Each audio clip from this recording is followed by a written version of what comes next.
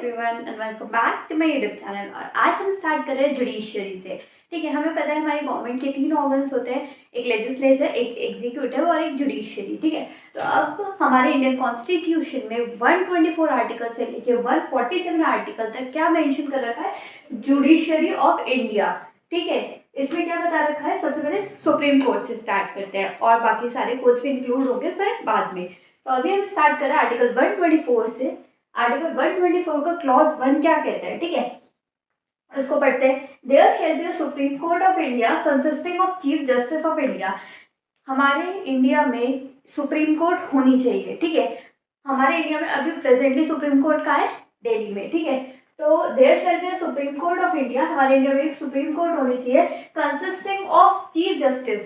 Chief Justice of India होना चाहिए। ठीक है, and until Parliament by law prescribe a large number of. ठीक है, तो जब तक पार्लियामेंट नहीं बताती और not more than the 7 other जजेस। ठीक है, बेसिकली बात की गई है कि हमारा जो इंडियन कॉन्स्टिट्यूशन है उसमें 124 आर्टिकल के क्लॉज 1 में मेंशन किया है, एक तो सुप्रीम कोर्ट होना चाहिए, सुप्रीम कोर्ट कंसिस्ट होना चाहिए एक सीजेआई से, चीफ जस्टिस ऑफ इंडिया से, और 7 अदर जजेस से। ठीक है, अब ये 7 अदर जजेस जो हैं इनको इंक्रीज या डिक्रीज भी किया जा सकता है, पर ये कौन करेगा? पार्लियामेंट के पास ये रूल है। ठीक है, तो आर्टिकल 124 के क्लॉज 1 में तो इतना ही है। सेकंड क्लॉज देखते हैं। Now we are reading article 124 का क्लॉज 2। ठीक है, तो क्लॉज 2 का सबसे पहला पॉइंट क्या है? तो ये जो वाली लैंग्वेज में लिखा था तो मैंने उसको थोड़ा सा सिंपल कर दिया और फिर सारे जो पॉइंट्स मेंशन थे उसमें इंपॉर्टेंट वो सारे लिखते हैं। ठीक है, तो फर्स्ट पॉइंट क्या कहता है? President of India will appoint जज ऑफ सुप्रीम कोर्ट। जो हमारे इंडिया के प्रेसिडेंट होंगे वो ही सुप्रीम कोर्ट के जजेस को या फिर चीफ जस्टिस ऑफ इंडिया उनको अपॉइंट करेंगे। और उसका एक बचा हुआ पॉइंट ये भी है, ये फर्स्ट वाले पॉइंट का बचा हुआ पॉइंट है, President will appoint by warrant under his hand, by a warrant under his hand and a seal. ठीक है, ये वाला फर्स्ट का बचा हुआ पॉइंट था तो मैंने थोड़ा सा नीचे लिख दिया। इसके बाद दूसरा पॉइंट क्या आता है? जजेस will hold their office till the age of 65 years. ठीक है, ये आपको याद रखना है। इसके बाद बात आती है जजेस can resign by writing to President. अपना रेजिग्नेशन लेटर प्रेसिडेंट को अगर वो दे देते हैं तो जजेस रिजाइन भी कर सकते हैं अपनी पोस्ट से एज अ सुप्रीम कोर्ट जज। ठीक है, इसके बाद बात आती है, यहाँ तक हो गया था। जो प्रेसिडेंट होते हैं वो कंसल्ट करते हैं नेसेसरी अमाउंट ऑफ जजेस of Supreme Court and high court. जितने भी उनको नेसेसरी अमाउंट जो भी होता है जजेस का, चाहे सुप्रीम कोर्ट हो चाहे हाई कोर्ट, दोनों सबसे कंसल्ट करते हैं और फिर जजेस को अपॉइंट करते हैं। ठीक है, तो मोस्टली सुप्रीम कोर्ट के जजेस के बारे में दे रखा है और जितने प्रेसिडेंट को जितने जजेस से कंसल्ट करना है, जहाँ तक वो समझे कि हाँ ये नेसेसरी है, ये काम होना चाहिए, ये कंसल्टेशन होनी चाहिए, तो वो कर सकते हैं फॉर द अपॉइंटमेंट ऑफ जजेस ऑफ सुप्रीम कोर्ट। ठीक है, दैट्स ऑल फॉर आर्टिकल 124 का क्लॉज 2। अब 124 का क्लॉज 3 पढ़ते हैं। ठीक है, okay, now we are reading article 124 का क्लॉज 3। इसमें क्या बताया गया कि क्वालिफिकेशन क्या होती है जज ऑफ सुप्रीम कोर्ट की? तो सबसे पहले क्वालिफिकेशन क्या आती है? ही should be a citizen of India. ठीक है, सिटीजन ऑफ इंडिया होंगे तभी वो सुप्रीम कोर्ट के जज बनने के लिए एलिजिबल है। बट इन इसके बाद दे रखी 3 कंडीशन। इन 3 में से कोई एक कंडीशन भी अगर कोई इंसान सेटिस्फाई करता है और ये सिटीजन ऑफ इंडिया भी होता है तो वो सुप्रीम कोर्ट का जज बन सकता है। अब ये 3 कंडीशन क्या है जिनमें से एक सेटिस्फाई होनी जरूरी है?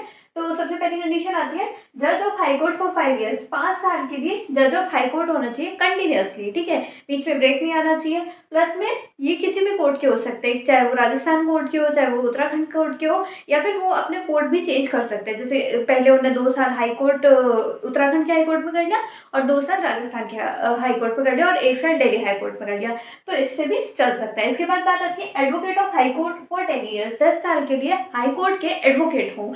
और सही सेम बात आएगी उसमें भी कि कोई से भी कोर्ट के हो सकते हैं, चाहे वो किसी भी कोर्ट में, किसी भी हाई कोर्ट में प्रैक्टिस कर सकते हैं एज एन एडवोकेट। ठीक है, इसके बाद तीसरी कंडीशन क्या आती है जो बहुत ही ऐसे अटपटी सी है, वो है distinct jurist in opinion of president. अगर कोई ऐसा इंसान है जो कि अपनी जो वकालत है या फिर अपने जो जज की जो भी डिस्टिंक्ट जूरिस्ट है उसकी वजह से वो बहुत ही डिस्टिंक्ट है, अलग है, और वो प्रेसिडेंट के ओपिनियन में अच्छा है, तो president can also appoint this person as a जज of Supreme Court and he should be also citizen of India. ये 3 में से कोई सी भी एक कंडीशन या फिर इन 3 में से कोई सी भी एक कंडीशन और ये सिटीजन ऑफ इंडिया वाली कंडीशन, अगर कोई भी पर्सन सेटिस्फाई करता है तो he should be eligible for the जज of Supreme Court of India. ठीक, now we are reading article 124 का क्लॉज 4 एंड 5। तो हम इसमें पढ़ेंगे फोर्थ क्लॉज में कि रिमूवल ऑफ सुप्रीम कोर्ट जज कैसे होता है। तो सबसे पहली बात आती है लोकसभा और राज्यसभा क्या करती है, वोटिंग करती है।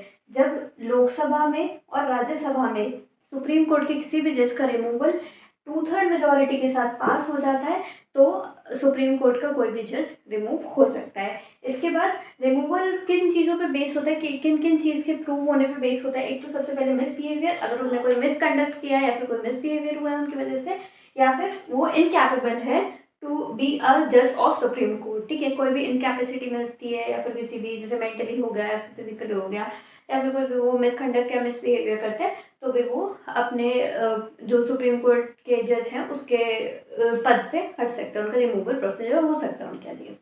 इसके बाद बात आती है आर्टिकल 124 के क्लॉज 5 में। इसमें बात की गई है पार्लियामेंट कैन चेंज प्रोसीजर। अब देखो रिमूवल का प्रोसीजर कहाँ हो रहा है, पार्लियामेंट में। अब पार्लियामेंट ही है जो कि चेंज कर सकता है procedure of the removal of Supreme court जज। फॉर एग्जाम्पल जैसे भी उनकी इन्वेस्टिगेशन का प्रोसेस होता है उसको चेंज कर सकता है कि इन्वेस्टिगेशन होती होगी ना, ऐसे थोड़ी बोल देंगे कि बस हो गया मिसबिहेवियर किया था, तो उस पूरे मिसबिहेवियर पे इन्वेस्टिगेशन होती है और ये जो इन्वेस्टिगेशन का प्रोसेस है उसको चेंज कर सकता है या फिर इनकी जो वोटिंग है उसको चेंज कर सकता है। ठीक है, तो बहुत सारी चेंजेस ला सकता है और पार्लियामेंट ही कर सकता है ऑन द रिमूवल ऑफ जजेस of Supreme Court of India. ठीक है, आर्टिकल 124 के क्लॉज 4 और 5 में यही दे रखा है। नेक्स्ट क्लॉजेस पे चलते हैं। Okay, now we are reading article 124 का क्लॉज 6 एंड 7। ठीक है, इसमें क्या बात करी गई है कि ओथ एंड अफर्मेशन लेना होगा किसको, जो भी कोई सुप्रीम कोर्ट का जज होगा जिसको अपॉइंट किया जाएगा उनको ओथ एंड अफर्मेशन लेना पड़ेगा किसके आगे, प्रेसिडेंट के आगे। ठीक है, और अगर प्रेसिडेंट नहीं होते हैं उस टाइम पे तो कोई ऐसे पर्सन के आगे जिसको प्रेसिडेंट अपॉइंट करते हैं और उनके सामने सुप्रीम कोर्ट के जज को क्या लेना पड़ेगा, ओथ एंड अफर्मेशन, जो कि मेंशन्ड है 3rd schedule of Indian constitution. ठीक है, ये होगा क्लॉज 6। और क्लॉज 7 क्या है, जज will not hold any office of. देखो इसमें बेसिकली क्या बात की गई है कि अगर जब जज रिटायर हो जाते हैं तो उसके बाद जो जज हैं वो किसी और कोर्ट में प्रैक्टिस नहीं करेंगे। ठीक है, और with in the territory of India, India के टेरिटरी के अंडर कोई भी और कोर्ट पे जाके वो प्रैक्टिस नहीं करेंगे। उनका एक बार रिटायरमेंट हो गया तो वो कंप्लीट रिटायरमेंट है। एज एन एडवोकेट वो शायद प्रैक्टिस कर सकते हैं बट एज अ जज वो नहीं करेंगे। ठीक है, that's all for article 124 and that's all for this video. मैं आपको मिलती हूँ अगले वीडियो में, तब तक आप अपना ध्यान रखिए, खुश रहिए। और अगली बार हम आर्टिकल 125 से स्टार्ट करेंगे और अभी मुझे काफ़ी नींद आ रही है तो मैं आपको कल मिलती हूँ। Bye bye.